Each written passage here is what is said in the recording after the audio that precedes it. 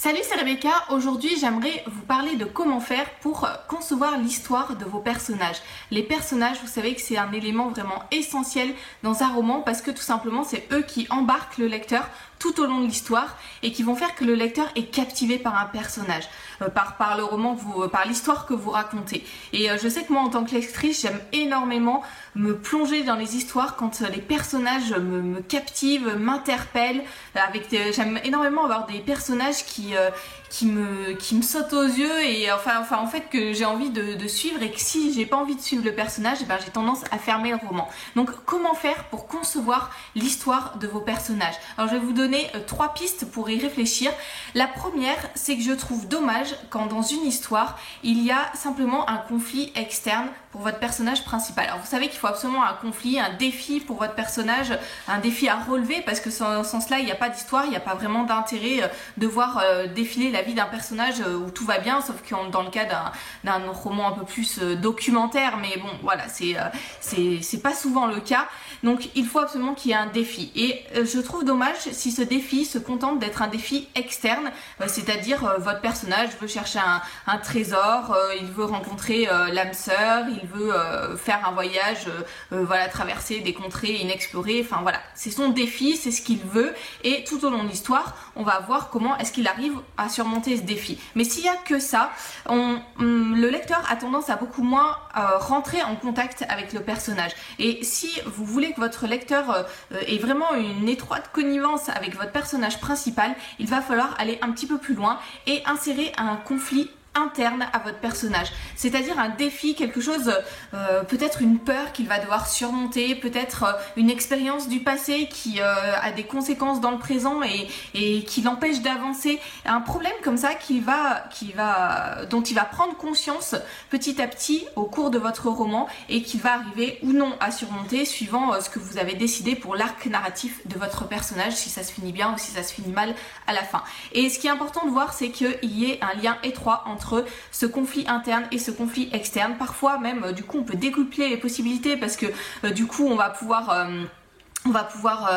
décider peut-être à un moment que le conflit interne ne peut pas se résoudre si le personnage choisit de poursuivre son but externe, ou alors il faut d'abord qu'il résolve son conflit interne avant de résoudre son conflit externe. Bon, à vous de voir comment vous pouvez faire. En tout cas, ça décuple vos possibilités d'avoir ces deux types de conflits. Donc l'histoire d'un personnage, pensez au conflit externe et pensez au conflit interne.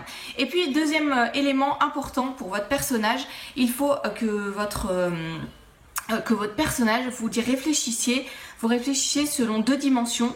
Vous réfléchissez au passé avant l'histoire, avant que l'histoire commence. Qu'est-ce qui s'est passé dans la vie de votre personnage? Il faut absolument que vous fassiez une courbe comme ça, enfin une frise chronologique de l'histoire de votre personnage, en mettant les événements clés. Alors il n'y a pas besoin d'en avoir des dizaines et des dizaines, mais simplement quelques éléments. Moi je sais que j'en ai 4-5 éléments comme ça marquants dans la vie de chacun de mes personnages quand je fais mes fiches personnages, et je réfléchis à ça. J'utilise pas toujours tout, mais ça permet d'avoir un personnage beaucoup plus complet que si on en reste simplement à l'histoire qu'il est en train de vivre au cours du roman. Donc ces 2 dimensions, le passé avant que l'histoire de votre roman commence, qu'est-ce qui s'est passé, qu'est-ce qui a marqué la vie de votre personnage, alors événement positif ou événement négatif, et puis au moment où vous écrivez, le moment de l'histoire, qu'est-ce qui va se passer, quels sont ces grands événements clés qui vont lui permettre d'avancer dans l'histoire.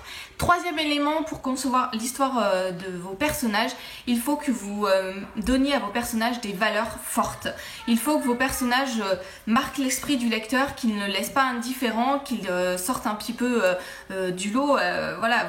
Vos lecteurs vont l'aimer ou pas, peu importe, mais en tout cas ils vont être interpellés par ce personnage, et une des façons d'interpeller le lecteur avec vos personnages, c'est de leur donner des valeurs fortes. Alors regardez, vous, les valeurs qui vous interpellent dans vos lectures, ça peut vous donner des idées. C'est pas la peine là non plus d'en mettre 4-5 différentes, mais notamment votre héros doit porter 1 ou 2 valeurs importantes à vos yeux, et que vous allez aussi transmettre à votre lecteur, et c'est comme ça que vous allez lui donner des émotions.